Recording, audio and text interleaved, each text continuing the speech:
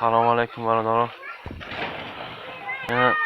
برادران گفتیم که شاشلیک تیار کردن شد، چی کردن شد. برادر شاشلیک بازی نشخیلی که ما شاو تیار کردیم بجای تیاره.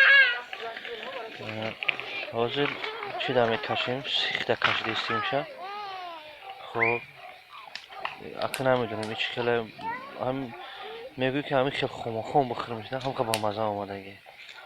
برای که تمامی نمودی چیزا دور اینا بجای من دهنم آش کویدیسته. ترش دیسته مورد مقل کنی ها. نه این بهترین آمدگیه و فکر من. خب من اینجا گوشبوریان با گوشتی بسپان. این همین خیلی پرتویش برادر.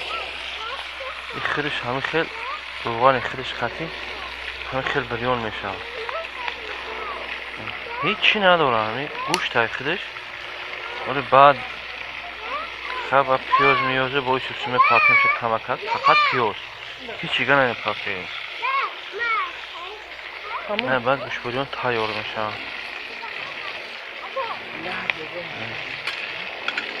نتیجه آن با فکرم که هم قشنگ میدونم که هم دیگه ما چپا میشه و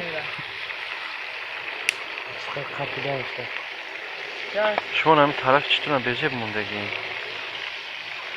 همینه یک خرم نفتی آدیم یک خاله دیگر جور نیست امور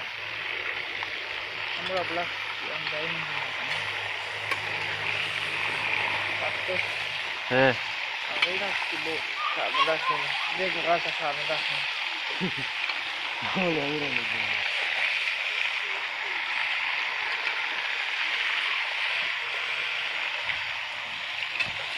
امی دیکھتا نہ ہوا دیکھا کوئی وہ یاد بھی بتا بتا جو خالم بدیو خیلی زیاد اومد من در سیوره خالم تھا بالو خالم جورم یادم رفتیم ما بریم بیاریم یا ما